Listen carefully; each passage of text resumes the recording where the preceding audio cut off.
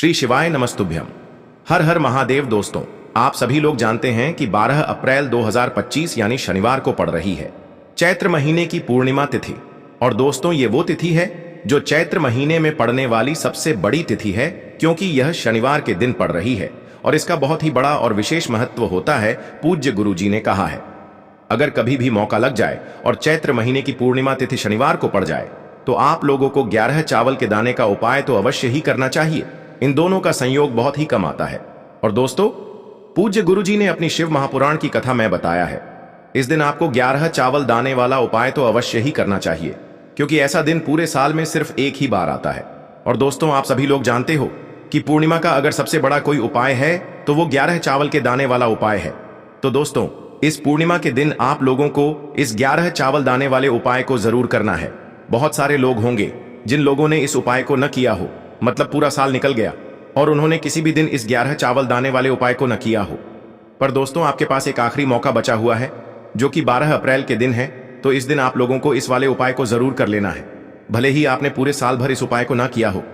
पर अगर आपने इस चैत्र महीने के पूर्णिमा के दिन अगर इस वाले उपाय को कर लिया तो आपको इस उपाय को करने का वो फल मिलेगा जिसकी आपने कभी कल्पना भी नहीं करी होगी। इसीलिए आप लोग इस वाले उपाय को एक बार जरूर कर लेना, ताकि आप लोगों के हाथ से यह मौका ना जा सके और आपको इस उपाय को करने का फल मिल सके।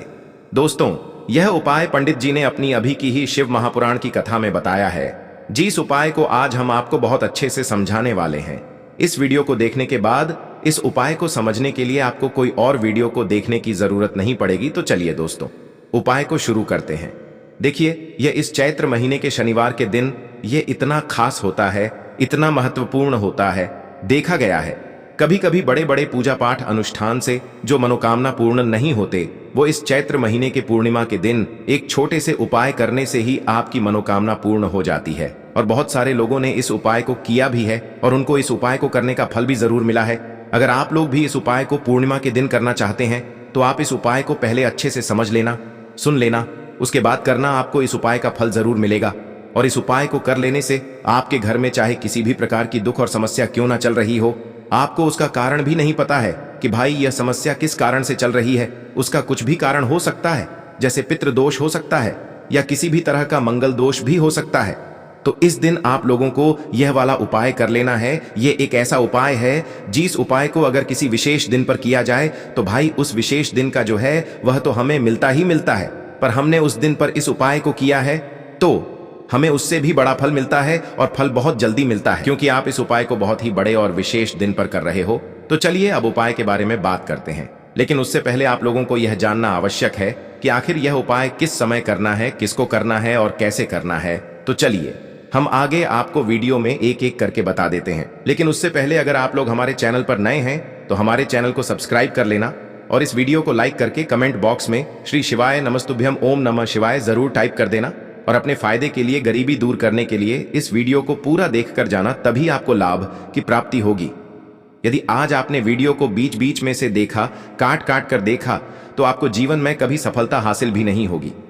तो दोस्तों, इस 11 चावल के दाने वाले उपाय को हमें इस पूर्णिमा के दिन कैसे करना है, किसको करना है, किस समय करना है और कहां पर करना है, ये सारे सवालों के जवाब आपको इस वीडियो में मिल जाएंगे। और जो ये वीडियो देखेगा भाई, उसको 11 चावल के दाने वाला उपाय जरूर करना चाहिए, क्योंकि इस दिन एक चावल के दाने का भी बहुत ही बड़ा और विशेष महत्व होता है। और जब बात आ जाए 11 चावल के दाने की, तो ये सोने पे सुहागा वाली बात हो जाती है और ये एक बहुत ही बड़ा उपाय हो जाता है इस शनिवार पूर्णिमा का। तो अब दोस्तों, इस 11 चावल के दाने वाले उपाय को आखिर करना किसको है, सबसे पहले हम लोग वो बात जान लेते हैं। तो देखो, घर की जो बड़ी माताएं बहनें होती हैं, उन माताओं बहनों में से कोई भी एक बड़ी माता बहन इस वाले उपाय को कर सकती है। और दोस्तों, अगर आप चाहें तो अपने घर में से सभी सदस्यों को भी इस उपाय को करवा सकते हैं। अगर किसी व्यक्ति की खुद की कोई मनोकामना है, खुद की कोई दुख और परेशानी है जो कि वह अपने लिए ही करना चाहता है इस वाले उपाय को, तो वह खुद अपने लिए भी कर सकता है। बाकी अगर कोई घर में से ऐसा है जो कि अपने पूरे घर परिवार की सुख और शांति के लिए ये वाला उपाय करना चाहता है, तो भाई वह भी कर सकता है, उसमें भी कोई दिक्कत वाली बात नहीं है। कहने का मतलब यह है कि इस उपाय को हर एक सदस्य भी कर सकता है, और पूरे घर परिवार के सदस्य के लिए घर की बड़ी माताओं बहनों में से कोई एक माता बहन भी कर सकती है। माताएं बहनें अगर घर में उपस्थित न हो या वो यह वाला उपाय न कर पा रही हो तो फिर घर का कोई बड़ा सदस्य भी इस 11 चावल के दाने वाले उपाय को कर सकता है, चाहे फिर वह पुरुष ही क्यों ना हो, उसमें कोई भी दिक्कत वाली बात नहीं है। अब दोस्तों, इस 11 चावल के दाने वाले उपाय को हमें करना कहां पर है? हमें इसे शिव जी के मंदिर में जाकर करना है। बहुत सारे लोग प्रश्न करते हैं हर एक उपाय को करते समय क्या हम इस उपाय को घर पर कर सकते हैं? तो इस वाले उपाय को आप घर पर नहीं कर सकते हो। इस वाले उपाय को करने के लिए आपको शिव जी के मंदिर ही जाना पड़ेगा। उसके बाद में दोस्तों जो अगला प्रश्न निकल कर आता है वो यह आता है इस उपाय को लेकर कि आखिर इस उपाय को हमें किस समय करना है, सुबह के समय करना है कि शाम के समय करना है? तो देखो, इस वाले उपाय को आप लोग सुबह के समय भी कर सकते हो और शाम के समय प्रदोष काल में भी कर सकते हो। अब अगर आप पूछो कि भाई सबसे उत्तम समय कौन सा रहेगा इस 11 चावल के दाने वाले उपाय को करने का, तो हम आपसे बस यही कहेंगे कि इस उपाय को आप सुबह के समय करेंगे तो ज्यादा बेहतर होगा। बाकी अगर प्रदोष काल शाम के समय भी करेंगे तो भी अच्छा होगा, उसमें कोई भी दिक्कत वाली बात नहीं है। तो अब दोस्तों जो अगली सबसे बड़ी और महत्वपूर्ण बात आती है वो यह आती है कि सुबह अगर हम उपाय को करेंगे तो हमें कितने बजे से लेकर कितने बजे तक के बीच में करना है, और शाम के समय प्रदोष काल में करेंगे तो हमें कितने बजे से लेकर कितने बजे के बीच में करना है। तो देखो, सुबह जितनी जल्दी हो सके आप उपाय को करने की कोशिश करना। बाकी अगर किसी कारणवश लेट भी हो जाओ, थोड़ी देर भी हो जाए, तो 10 या 11 बजे तक भी आप उपाय कर लेना, पर 12 बजे से ज्यादा देरी न हो, ठीक है? इस बात का ध्यान रखना। उसके बाद में दोस्तों अगर शाम के समय प्रदोष काल की बात करें, प्रदोष काल का जो समय होता है वो शाम के 6 बजे से शुरू हो जाता है। मतलब शाम के 6 बजे से लेकर 7 बजे के बीच का जो समय होता है ये समय प्रदोष काल का समय होता है। पर अभी जो मौसम चल रहा है इस मौसम में जो है शाम बहुत देरी से होती है, तो आप इस उपाय को 7 या 8 बजे के बीच में भी कर सकते हो। मतलब शाम के 6 बजे से रात 8 बजे के बीच में आप कभी भी इस वाले उपाय को कर सकते हो, उसमें कोई भी दिक्कत वाली बात नहीं है। अब दोस्तों यहां पर इस उपाय को लेकर एक और सबसे बड़ी बात यह निकल कर आती है कि इस 11 चावल के दानों को हमें लेना कहां से होता है, और हमें इस उपाय को करने के साथ में क्या और कुछ भी सामग्री ऐसी होती है जो शिव जी के मंदिर लेकर जानी पड़ती है। तो देखो यहां पर हम आपको बता दें, सबसे पहले आप लोग ये जान लो कि यह जो 11 चावल के दाने वाला उपाय है, सिर्फ और सिर्फ आप उपाय की सामग्री लेकर कभी भी शिव जी के मंदिर मत जाना, क्योंकि हमें भगवान के सामने यह नहीं दर्शाना है कि अगर हम भगवान शिव जी के मंदिर आए हैं तो अपने फायदे के लिए आए हैं। तो इसलिए जो भी पूजन सामग्री है उपाय सामग्री है, 11 चावल के दाने, इसके साथ में आपको पूजन सामग्री भी जरूर लेकर जाना है। देखो अगर सुबह के समय उपाय कर रहे हो तो सीधी सी बात है, 1 लोटा जल तो आप लेकर जाओगे ही जाओगे। वही 1 लोटा जल अगर मिट्टी का जल हो तो बहुत अच्छा रहेगा। मिट्टी का जल कैसे बनाया जाता है इसके लिए हमने पहले से बहुत सारी वीडियोस बना दी है। आपके पास इस दिन एक आखिरी मौका रहेगा मिट्टी का जल शिव जी पर चढ़ाने का और उपाय को करने का। बहुत बड़ा आपको इस दिन फल मिलेगा, तो इसलिए इस दिन हो सके तो भाई मिट्टी का जल चढ़ाना, तो अपने साथ में कम से कम 1 लोटा जल तो आपको लेकर जाना ही जाना है। अगर मिट्टी का जल नहीं है तो घर का जल भी आप इस्तेमाल कर सकते हो। इसके अलावा जो भी पूजन सामग्री है, देखो 11 चावल के दाने ये अलग आपके रहेंगे और जो आपकी पूजन सामग्री रहेगी वो अलग रहेगी। पूजन सामग्री में आप जो भी चीज लेकर जाना चाहे वो लेकर जा सकते हैं, उसमें कोई भी दिक्कत वाली बात नहीं है। वहीं अगर हम बात करें शाम के समय की, तो शाम के समय शिव जी पर जल नहीं चढ़ता है, इसीलिए शाम के समय आप लोग एक दीपक तैयार कर लें जो कि गोल बत्ती का आटे का शुद्ध देसी गाय का घी का होगा, है ना? इस बात का आप लोगों को ध्यान रखना है, और इस दीपक को आपको घर से जलाकर नहीं लेकर जाना है, भगवान शिव जी के मंदिर में जाकर ही जलाना है। इस बात का भी आप लोगों को ध्यान रखना है। अब दोस्तों यहां पर हमें इस बात को समझना है कि यह 11 चावल के दाने हमें लेना कहां से है। क्या हमें दुकान से लेकर आना है, या हमें अपने घर से लेना है, या कहां से लेकर आना है, और कौन से चावल लेना है? क्योंकि चावल भी बहुत प्रकार के होते हैं। तो देखो, इन सभी सवालों के जवाब आप लोग एक बात में सुन लो कि भाई ये जो उपाय है, इस उपाय में आपको ये नहीं देखना है कि भाई कौन से चावल है, कौन से चावल नहीं है। बस जो भी चावल ले रहे हो वो चावल का दाना सबूत होना चाहिए, मतलब साबुत होना चाहिए, टूटा हुआ नहीं होना चाहिए, कटा पिटा नहीं होना चाहिए। ये बात आपको ध्यान रखना है। बाकी आपका चावल बासमती हो या सादा चावल हो या कोई सा भी चावल हो, उसमें कोई भी दिक्कत वाली बात नहीं है।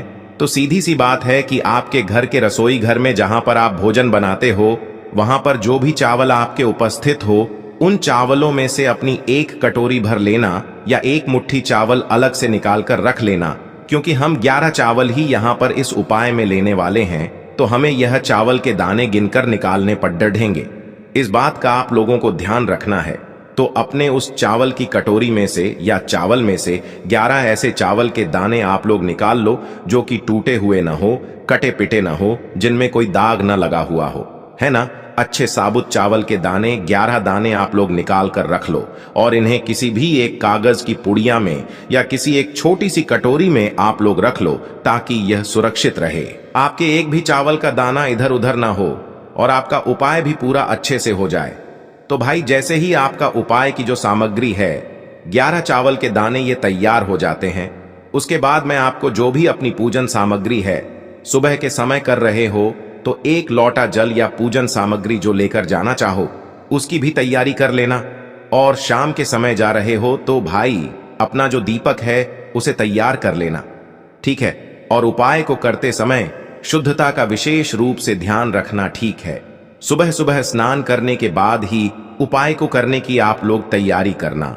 उसके बाद अगर शाम के समय की बात करें तो शाम के समय आपको स्नान करने की जरूरत नहीं है, पर शुद्धता का ध्यान रखना है।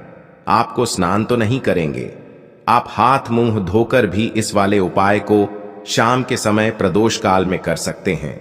इसमें कोई दिक्कत वाली बात नहीं है।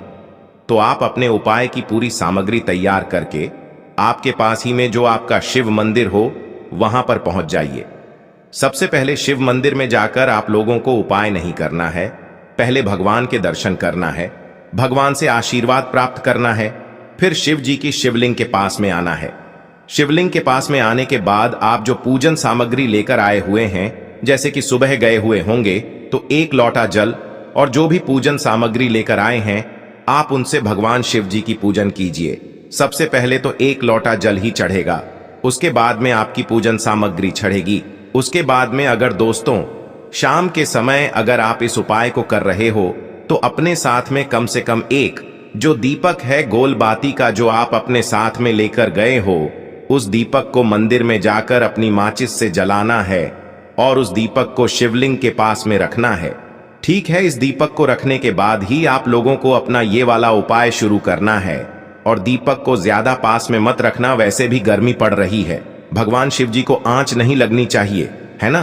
तो भाई जैसे ही आपकी पूजा अर्चना हो जाती है, आप भगवान शिव जी को प्रसन्न कर लेते हैं। उसके बाद में शिवलिंग के पास ही में आप कहीं पर बैठ जाइए, सामने या आसपास जिस जगह पर आपको बैठना हो वहां पर बैठ जाइए और अपने वह 11 चावल के दाने अपने सामने निकाल कर रख लीजिए, क्योंकि अब यहाँ पर उपाय को यहाँ पर करने की आपको तैयारी करना है। और इस तरीके से जब आप उपाय करेंगे, पूजन सामग्री करने के बाद, पूजन अर्चना करने के बाद, तो आपको उपाय का फल बहुत जल्दी और बहुत बढ़ा होकर मिलेगा।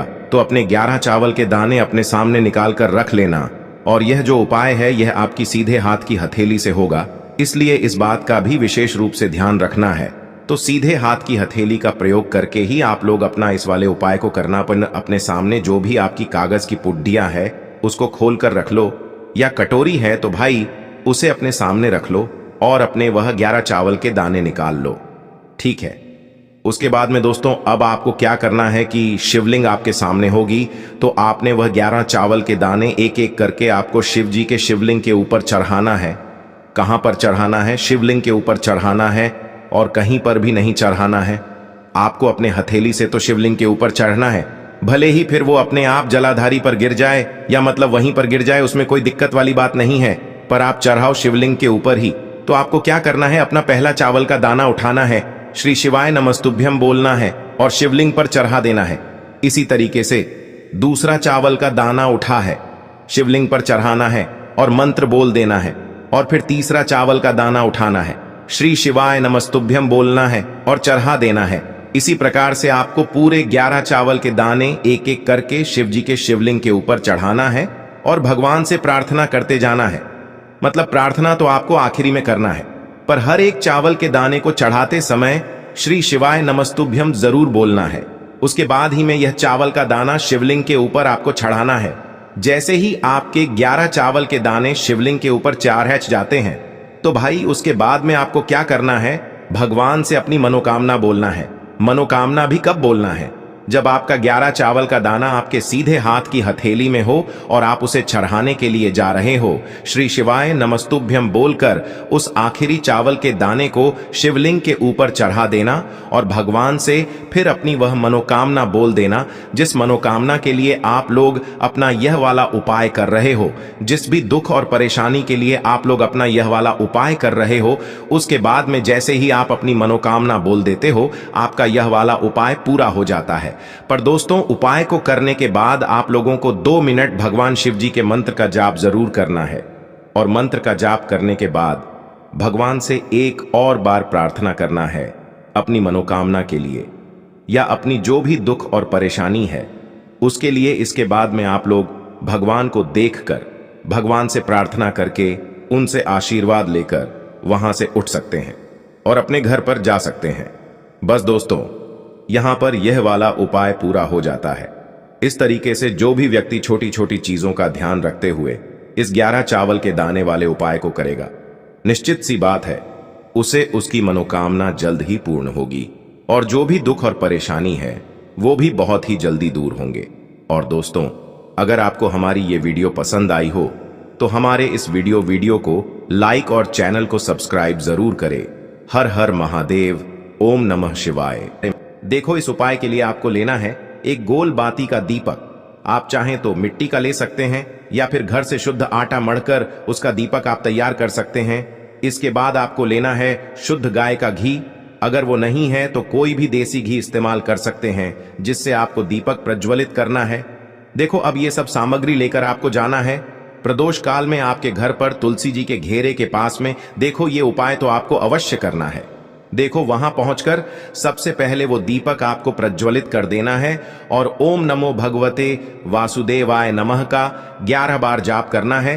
उसके बाद आपको अपने सीधे हाथ में थोड़ी हल्दी लेकर उस दीपक में अपना नाम और गोत्र बोलते हुए डाल देना है। उसके बाद माता लक्ष्मी से आपको प्रार्थना करना है कि हे महालक्ष्मी, हमारी सभी दुख तकलीफों को दूर करो।